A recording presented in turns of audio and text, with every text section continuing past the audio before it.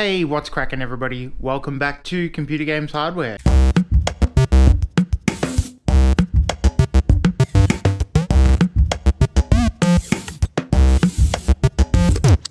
Welcome back to the channel and welcome to the video. How you guys doing? Hope you're doing really well. It's been a minute since last video, so apologies about that. I've had a busy workload in my personal life and it was Father's Day over the weekend, so happy Father's Day to all the dads out there.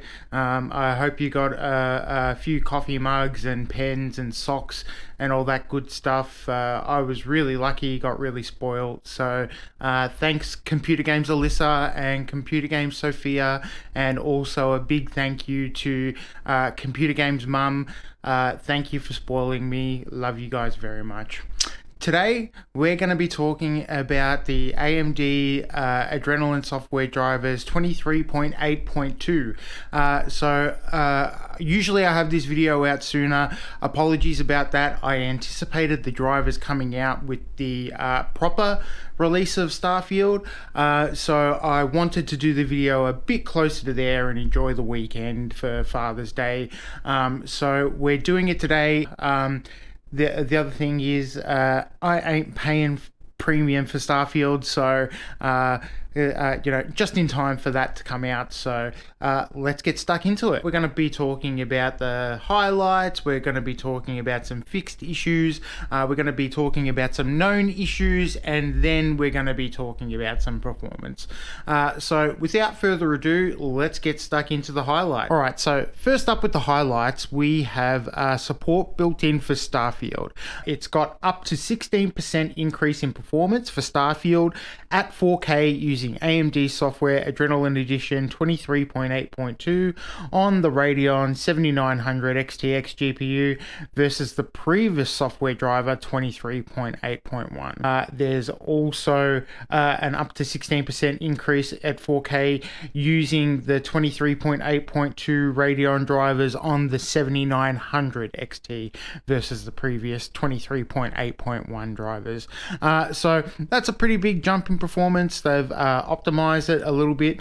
I can't test that for you today because Starfield hasn't released. I'm not going to purchase the premium edition to get my hands on the earlier access. So what I will do is I will test that when it comes out, and then we can compare in the performance section in the next Adrenalin drivers. I don't have a 7000 series GPU anyway, so I'm not expecting a big boost in performance from my card. Okay, next over to the fixed issues, and wouldn't you know, we've only got one fixed issue for this driver. So this one's basically about support for Starfield, but they fixed the issue where application crash or driver timeout may be observed while playing Baldur's Gate 3 with DirectX 11 API set on certain systems with Radeon 7000 series GPUs. So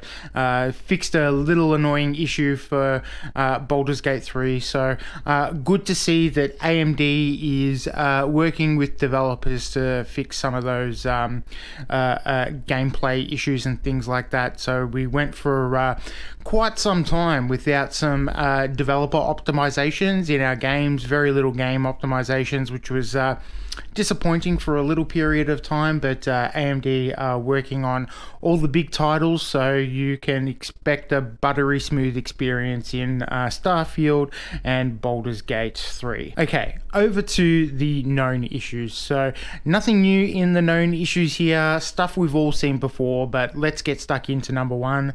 We have performance metrics overlay may report NA for FPS on various games. So we've known about that for quite some time now. It's getting a bit boring giving it breath, but there you go. So we've still got issues with the metrics overlay. I'm not having any issues. I've not noticed any metrics overlay issues in the games that I play.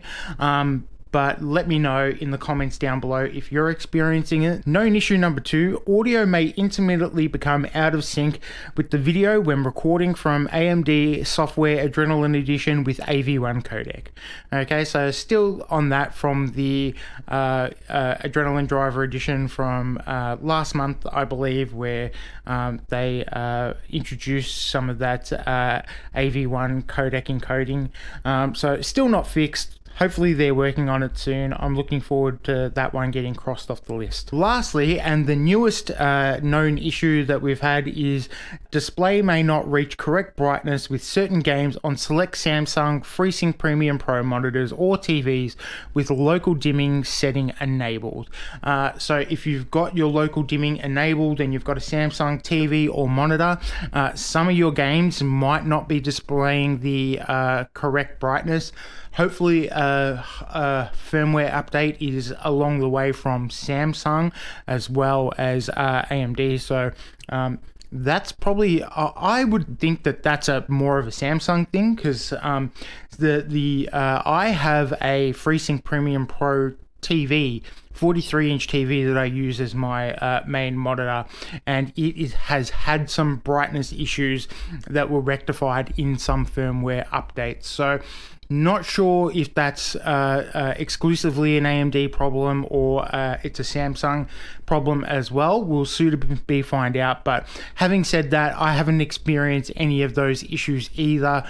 So far as I can tell, there's not been a game that's significantly dimmer than anything else, so it's something that I'm not noticing in the very least. But if you are, please shout out so we can get some take some screenshots, and I'll throw them up on the channel, and we'll do a comparison in a similar game that we've got. So shout outs in the comment down below if you're having any brightness issues. Now on to the important notes, and there's a couple of things to note here. So it says in the important notes that AMD is working with the game developers of Starfield to resolve an intermittent driver timeout or visual corruption issue when dynamic resolution is set to 75 to 78% with certain ultra-wide monitors.